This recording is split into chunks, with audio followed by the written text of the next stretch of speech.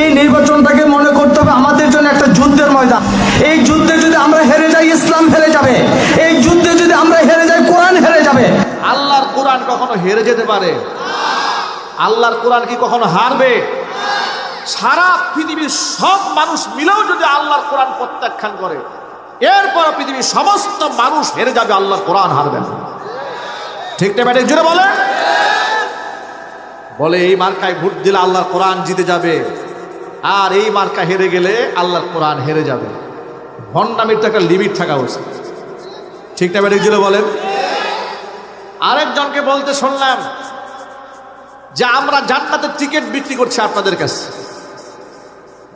অবস্থা দৃষ্টে মনে হচ্ছে যে জান্নাত আল্লাহর কাছ থেকে উনি ঠিকাদারি নিয়ে আসছে, যে কারে জান্নাতে পাঠাবে কারে জাহান্নামে পাঠিয়ে দেবে দায়িত্ব অলরেডি নিয়ে শেষ। নাউজুবিল্লাহ পড়ে, আরো জোরে বলেন নাউজুবিল্লাহ।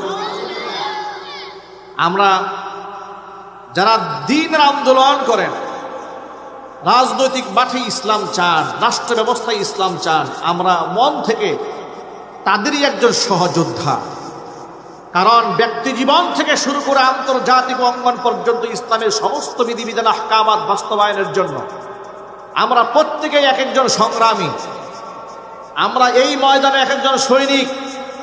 বিগত স্বৈরাচারীর আমলে তাদের অনিসলামিক কর্মকাণ্ডের বিরুদ্ধে কথা বলে আলেম ওলামাদের পক্ষ অবলম্বন করার অপরাধে আমরাও জেল খেটেছি, জরিমানা দিয়েছি, আমরা রিমান্ডে গিয়েছি, আমাদেরকে এলাকা ছাড়া বাড়ি ছাড়া করা হয়েছে।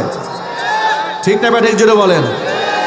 এর মানে আমরা চাই রাষ্ট্রে ইসলাম আসুক, কিন্তু আমরা এটাও চাই যে রাষ্ট্রে ইসলাম কায়েমের কথা বলে কেউ যেন কোরআন এবং সুন্নাহর অপব্যাখ্যা মানুষের সামনে পেশ না করে।